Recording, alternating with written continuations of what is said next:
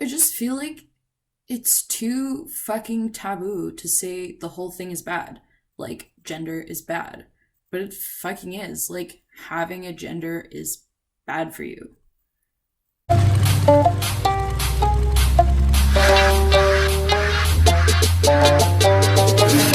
انت معلم واحنا منك نتعلم. This is marigold water, by the way, if you're wondering. It is not weed. Okay, but like the idea of identifying with one of two or three or five versions of humanity, genders, is that you have to constrain yourself to those identities in some way. If you identify as a woman, you have to perform certain characteristics that make other people read you as a woman. Like, whatever, I don't know, you could have boobs or long hair, or wear makeup or dresses, or cover your hair or uncover your hair in some cultures. You don't have to do all of them, but you have to hit a certain threshold, like, I don't know, at least 60% of woman characteristics. I'm serving 60% woman right now. Great. I'm gonna have to spend 20 minutes later thinking about the dysphoria that triggered for me. Anyway, the point is that your natural human expression in terms of your voice, appearance, posture, and style of dress have to be constrained to one of two options. Like, how does the idea of having a gender even sound appealing? Especially when you factor race in. Like, bruh, brown girls have body dysphoria almost the same way that trans people do. Talking about, I have hairy man legs, I have man eyebrows. Like, dude, it's just that the gender of woman is racialized as hairless because it's built on how white men made white women. Yeah, that's right. I said white men made white women. As in, they socially engineered the role of woman as it has stood for the last 800 or so years. You may have heard of the witch hunts, but have you ever wondered why they happened? One Marxist observation about history is that the end of feudalism and at the beginning of capitalism, some kind of wealth accumulation and shift had to happen where the ruling class had to take a certain amount of wealth to shift towards capitalism, like away from other people, because there had to be an imbalance. The process of early wealth accumulation is called primitive accumulation by Marxist historians. The main source of primitive accumulation was imperialism and chattel slavery. The ruling class of wealthy white men, literally at the barrel of a gun, stole the lives of millions of people, as well as most of the land and resources from the people who they left behind. In Caliban and the Witch, Silvia Federici theorizes that another source of primitive accumulation was the creation of the female social role under capitalism, which she dates back to the witch hunts. One observation that she makes is that the witch hunts coincided with the rise of Christianity, like consolidating its power in Europe. You may not know this, but Spain was a Muslim country for most of the early Middle Ages. So were parts of Italy, and what we think of as Turkey now was part of a much larger empire with influence throughout Eastern Europe. But around 1100 AD, Spain began to be retaken by Christian dynasties, and the Catholic Church was allied with the new Spanish royalty. This meant that the Catholic Church suddenly gained a lot of political power, leading to religious persecution. One instance of this was the Spanish Inquisition, but another instance was the witch hunts. The people we refer to as witches when we talk about the witch hunts were mostly women who were healers and spiritual leaders in indigenous cultures of Europe before Christianity came. Medicine women, fortune tellers, shamans. But of course, those weren't the only people who were burned at the stake. People often use the term witch hunt to refer to an out-of-control mob that is politically scapegoating them. Like, men sometimes talk about how there's a feminist witch hunt, or white people talk about anti-racism witch hunts. Sorry, some guy came to my house to check if my house had radon, and my dog went fucking apeshit. But during the witch hunts, people could be, like kidnapped, tortured, undoubtedly raped, and then burned at the stake for sleeping with too many men, for not sleeping with one particular powerful man, for being old and disabled, for having even minimal knowledge of herbal medicine, or just because they were a servant who too many little kids happened to get sick around. I mean, I don't know. Maybe those servant girls were feeding cakes baked with little kids pee in them to dogs to make those kids take ill. Like, yeah, by the way, that is actually what women were accused of. The witch cakes were supposed to bring harm to the person whose pee was in them. But, like, I don't know. I don't really believe that kind of shit is possible. I guess maybe you do.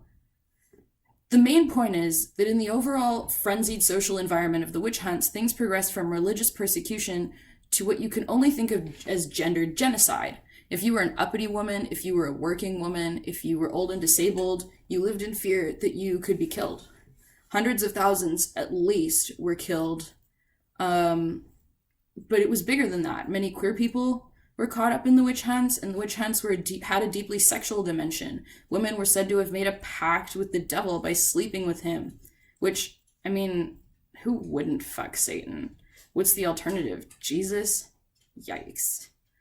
But the point is that the witch hunts created an environment where if you acted out from the ideals of cisgender, straight, monogamous, stay-at-home, cook and clean and bear lots of children and raise them womanhood, in any way, you could be burned alive. Literally. That created a lot of fear and trauma for the people who were now suddenly supposed to perform this ideal of womanhood. After all, a lot of these indigenous traditions were pretty egalitarian, and in general, subsistence farming, like that still practiced by most people under feudalism, is a lifestyle that tends toward relatively egalitarian gendered distribution of labor. Hoeing fields and milking cows and weeding vegetable beds is something that people have been doing regardless of gender or designated sex at relatively equal levels for, forever. But the witch hunts suddenly create an environment that enforces really specific, rigid gender roles. Women have to stay at home, raise children, and perform housework that is never compensated as labor. Why? Because that means suddenly half the population's daily labor is being performed for free, so the owning class is able to pay its workers, now gendered as men, less because the workers can rely on their wives, sisters, and mothers to perform all their labor for free. So the medieval European witch hunts, as well as a lot of the witch hunts throughout history and around the world, show us that gender can be a tool for social engineering. But is it always?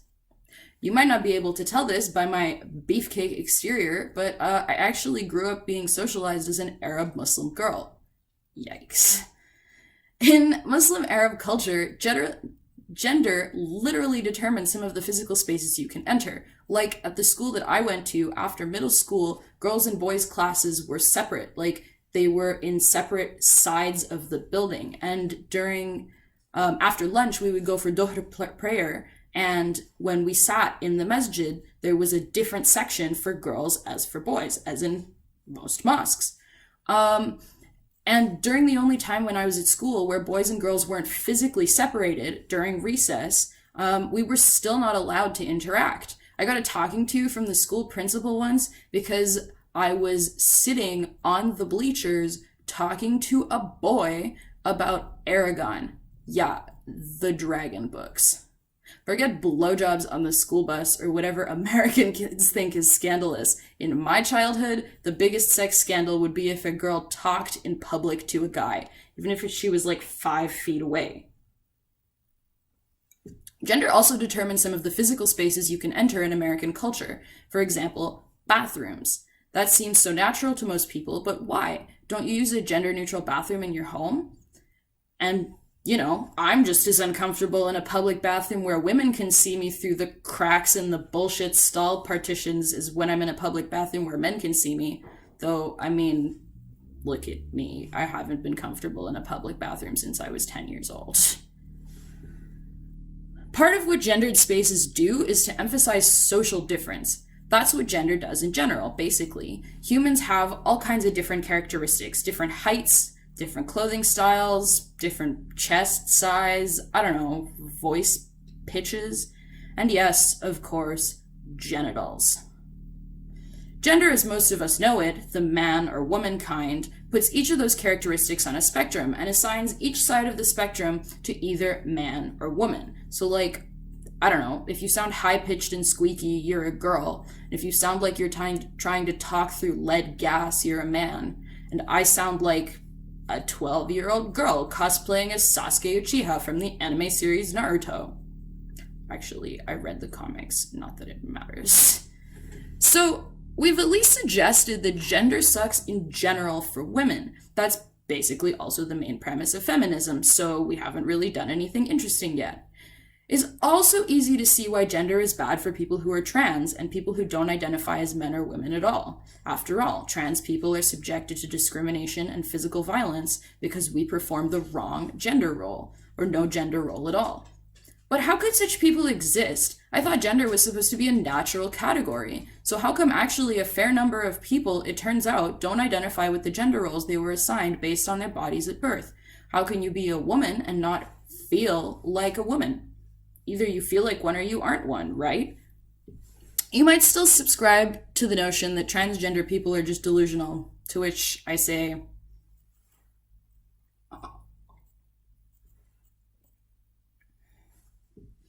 but even then, like, what about intersex people?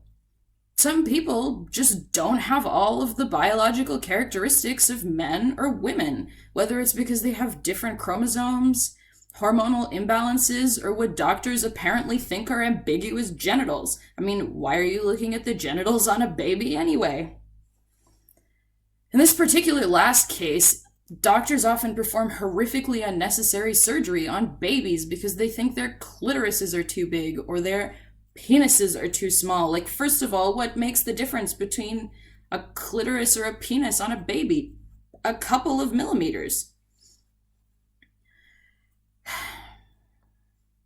If you take a really broad definition of what it means to be intersex, a lot of people seem to exhibit cross-sex characteristics, especially when you apply Western gender norms to people from other cultures and other parts of the world.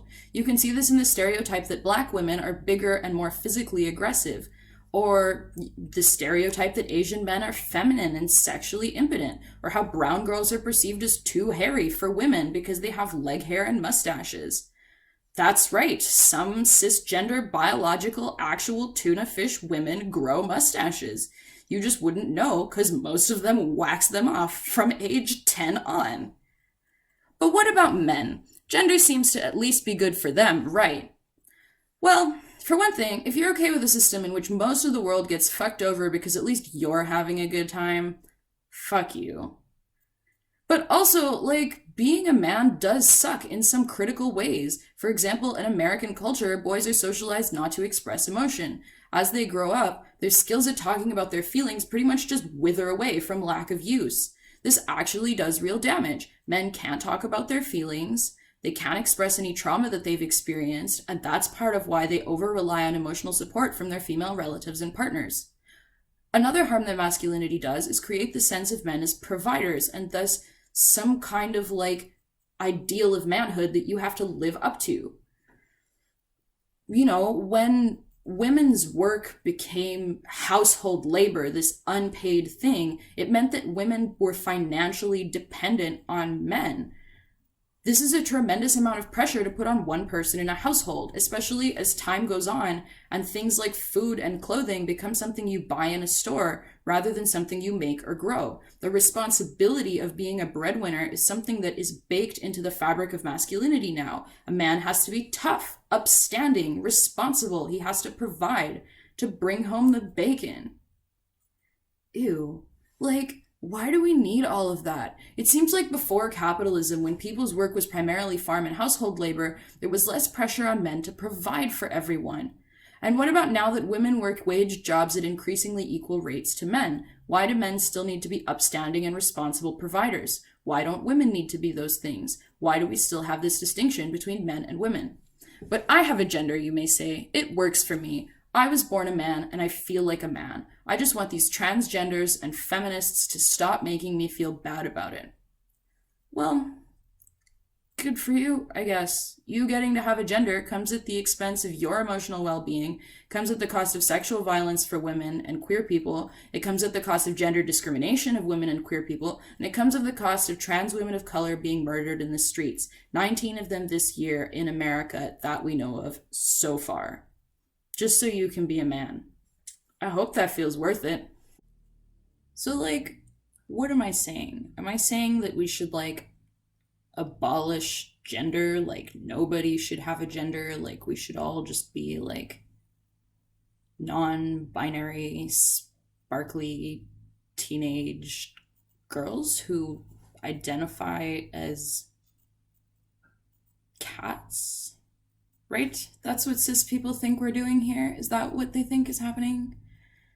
I mean, yeah, basically, like, I just don't think gender is good for anybody. I don't think that there is a reason that we should say that some people are one kind of person and some people are another kind of person, and you have to pick one, and there's no in between, and that's it. Because I think there's a lot of kinds of people. If you think about all of the different characteristics that go into gender, like height, boobs, hair length, whether you wear dresses or not, whether you wear tight fitting clothing or not, whether you regularly shave your leg hair, whether you're light skinned or darker skinned in many cultures, all of these things count towards whether you're perceived as a man or a woman.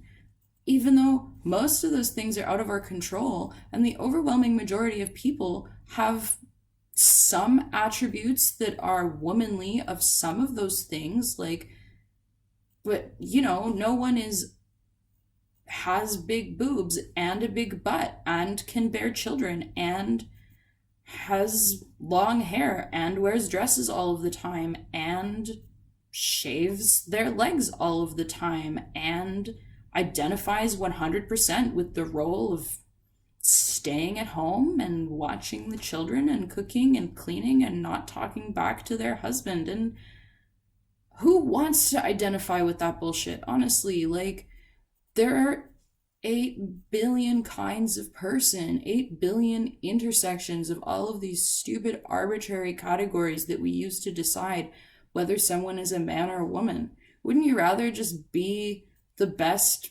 person you can be than being a man or a woman and having to live up to the stupid arbitrary ideals that entails? I sure as fuck wish that was the case.